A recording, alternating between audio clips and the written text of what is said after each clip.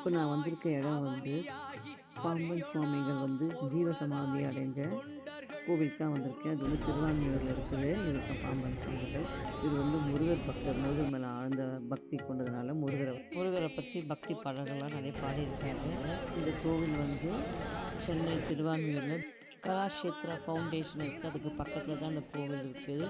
அந்த கோவிலில் நுழையும் போதே நம்ம நல்ல அமைதியாக பீஸ்ஃபுல்லாக இருந்தது. கோவிலில் ஒரு தியான மண்டபம், அவர் சமாதியான இடம் இருந்தது. அதுக்கப்புறம் கோவிலில் வந்து பிரதானமாக வந்து முருகர் தான் இருக்கிறாரு. முருகருக்கு பக்கத்தில் பாம்பன் சுவாமிகள் சிலை இருக்குது. நாங்கள் வந்து நல்லா சுற்றி பார்த்துட்டு கொஞ்ச நேரம் அங்கேயே உட்காந்து தியானம் பண்ணிவிட்டு மனசுக்கும் நல்லா அமைதியாக இருந்தது. தியானம் பண்ணிவிட்டு அதுக்கப்புறம் அங்கேருந்து கிளம்பி வேறு ஒரு இடத்துக்கு போனோம். அது எங்கே போனோன்றதை நெக்ஸ்ட் வீடியோவில் பார்க்கலாம்.